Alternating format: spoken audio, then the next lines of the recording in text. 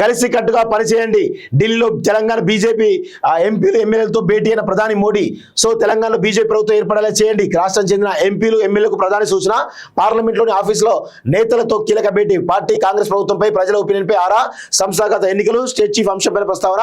కాంగ్రెస్ తో ప్రజలు విసిగిపోయారు అంటూ మోడీ చూస్తా ఉన్నాం. సో నిన్న దాదాపు అరగంట పాటుగా మోడీ తోటి ఇక్కడ ఉన్నటువంటి 8 మంది ఎంపీలు 8 మంది ఎమ్మెల్యేలు సమావేశం అవడం జరిగింది. ఆ అరగంటలో దాదాపు 20 నిమిషాల పాటు వాళ్ళ మధ్యన జరుగుతున్నటువంటి అంతర్గత పోరు పైన క్లాస్ పీకినట్టుగా తెలుస్తుంది. సో మీరు అందరూ కూడా కలిసికట్టుగా ఉంటే గనక ఖచ్చితంగా బాగుంటుంది, లేకపోతే ఇబ్బందికరమైన పరిస్థితులు ఉంటుందని చెప్పేసి కూడా క్లాస్ పీకినట్టు తెలుస్తోంది. అయితే అధ్యక్ష రేసులో ఎవరున్నారు అనేది ఒకసారి మనం మొన్న కూడా ఒక అనాలిసిస్ చేయడం జరిగింది. సో దానిలో ప్రధానంగా అరవింద్ ఒకరు ఎంపీగా ఉన్నారు, అదేవిధంగా ఈటల, అదేవిధంగా రఘునందన్. ఈ ముగ్గురు కూడా చాలా బలమైనటువంటి రేస్లో ఉండడం జరిగింది. ముగ్గురు కూడా ఉద్దండులే అని చెప్పొచ్చు. సో దానిలో ఎటువంటి అతిశయోక్తి లేదు. సో అరవింద్ విషయంలో కావచ్చు, ఈటల విషయంలో కావచ్చు, రఘునందన్ విషయంలో ఎవరిని ఎంపిక చేస్తారు అనేది చాలా స్పష్టంగా మనం చెప్పాల్సిన అవసరం అయితే ఉంది. సో అరవింద్కు ఉండేటువంటి క్వాలిటీస్ అరవింద్కు ఉన్నాయి, ఈటలకు ఉండేటువంటి క్వాలిటీస్ ఈటలకు ఉన్నాయి, రఘునందన్కు ఉండేటువంటి క్వాలిటీస్ రఘునందన్ కూడా ఉండడం జరిగింది. సో ఈటల రాజేందర్ తెలంగాణ ఉద్యమంలో ఒక కీలకమైనటువంటి వ్యక్తిగా, మనం తెలంగాణ వాదిగా ముద్రపడ్డటువంటి వ్యక్తి. అదేవిధంగా ఆయనకు ఒక అడ్మినిస్ట్రేటివ్ ఎక్స్పీరియన్స్ ఉంది, ఉద్యమ బ్యాక్గ్రౌండ్ అన్నీ కూడా ఉద్యమ బ్యాక్గ్రౌండ్ ఉంది, పోరాట స్ఫూర్తి ఉంది. అదేవిధంగా ముదిరాజ్ సామాజిక వర్గానికి సంబంధించిన వ్యక్తిగా, అదేవిధంగా ఈరోజు కేసీఆర్ ఫ్యామిలీ ధీటుగా ఎదుర్కొనగలిగేటువంటి సత్తా ఉన్నటువంటి వ్యక్తిగా ఆయనకైతే ఒక మంచి క్వాలిటీస్ అయితే ఉన్నాయి.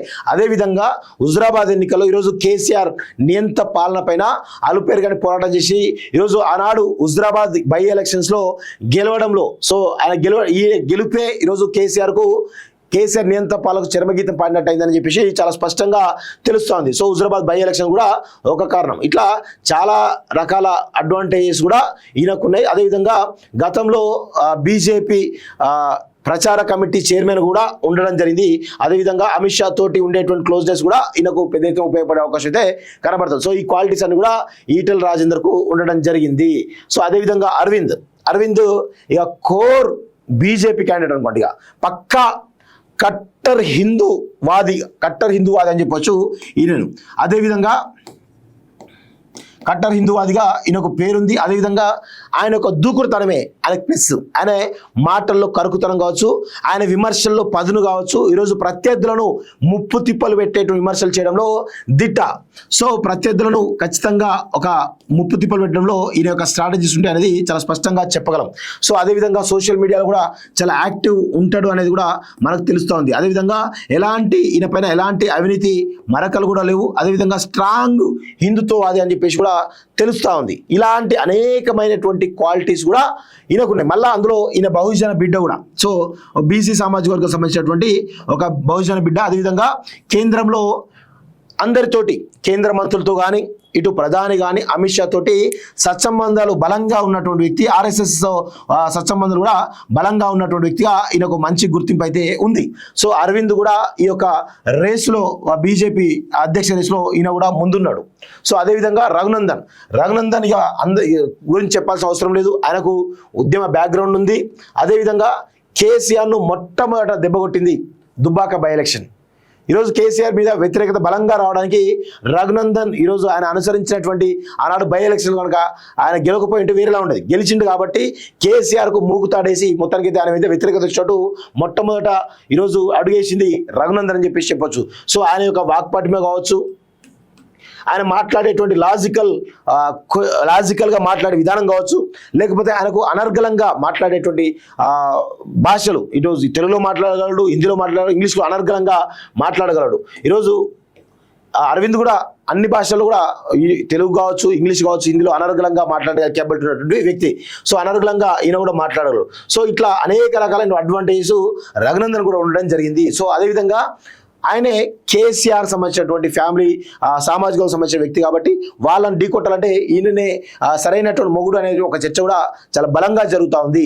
సో ఇవన్నీ క్వాలిటీస్ కూడా ఈరోజు రఘునందన్కు ఉన్నాయి, ఈటల రాజేందర్కు ఉన్నాయి, అదేవిధంగా ఇటు అరవింద్ కూడా ఉన్నాయి.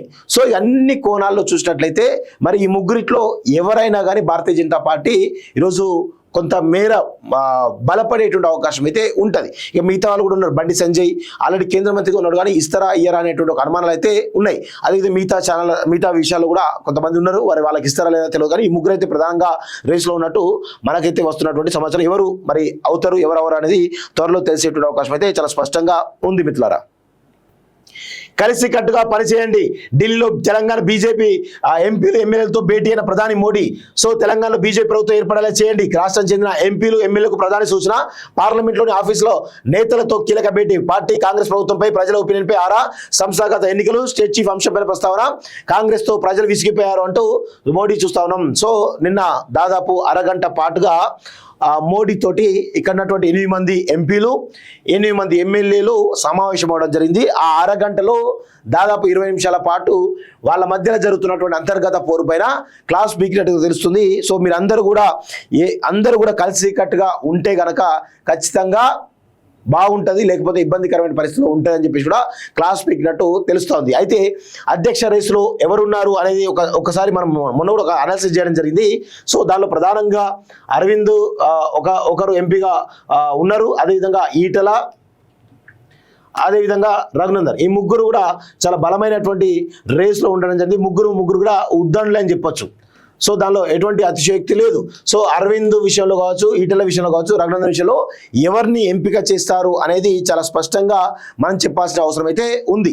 సో అరవింద్కు ఉండేటువంటి క్వాలిటీస్ అరవింద్కు ఉన్నాయి, ఈటలకు ఉండేటువంటి క్వాలిటీస్ ఈటలకు ఉన్నాయి, రఘునందన్కు ఉండేటువంటి క్వాలిటీస్ రఘునందన్ కూడా ఉండడం జరిగింది. సో ఈటల రాజేందర్ తెలంగాణ ఉద్యమలో ఒక కీలకమైనటువంటి వ్యక్తిగా, మనం తెలంగాణ వాదిగా ముద్రపడ్డటువంటి వ్యక్తి. అదేవిధంగా ఆయనకు ఒక అడ్మినిస్ట్రేటివ్ ఎక్స్పీరియన్స్ ఉంది, ఉద్యమ బ్యాక్గ్రౌండ్ అన్నీ కూడా ఉద్యమ బ్యాక్గ్రౌండ్ ఉంది, పోరాట స్ఫూర్తి ఉంది. అదేవిధంగా ముదిరాజ్ సామాజిక వర్గానికి సంబంధించిన వ్యక్తిగా, అదేవిధంగా ఈరోజు కేసీఆర్ ఫ్యామిలీ ధీటుగా ఎదుర్కొనగలిగేటువంటి సత్తా ఉన్నటువంటి వ్యక్తిగా ఆయనకైతే ఒక మంచి క్వాలిటీస్ అయితే ఉన్నాయి. అదేవిధంగా హుజురాబాద్ ఎన్నికల్లో ఈరోజు కేసీఆర్ నియంత పాలన పైన అలుపేరుగాని పోరాటం చేసి ఈరోజు ఆనాడు హుజురాబాద్ బై ఎలక్షన్స్లో గెలవడంలో, సో ఆయన గెలుపే ఈరోజు కేసీఆర్ నియంత పాలకు చరమగీతం పాడినట్టు అయిందని చెప్పేసి చాలా స్పష్టంగా తెలుస్తోంది. సో హుజురాబాద్ బై ఎలక్షన్ కూడా ఒక కారణం. ఇట్లా చాలా రకాల అడ్వాంటేజెస్ కూడా ఈయనకున్నాయి. అదేవిధంగా గతంలో బీజేపీ ప్రచార కమిటీ చైర్మన్ కూడా ఉండడం జరిగింది. అదేవిధంగా అమిత్ షా తోటి ఉండేటువంటి క్లోజ్నెస్ కూడా ఈయనకు పెద్ద ఎత్తున ఉపయోగపడే అవకాశం అయితే కనబడుతుంది. సో ఈ క్వాలిటీస్ అన్ని కూడా ఈటల రాజేందర్కు ఉండడం జరిగింది. సో అదేవిధంగా అరవింద్ ఇక కోర్ బీజేపీ క్యాండిడేట్ అనుకోండి, ఇక పక్కా కట్టర్ హిందూవాది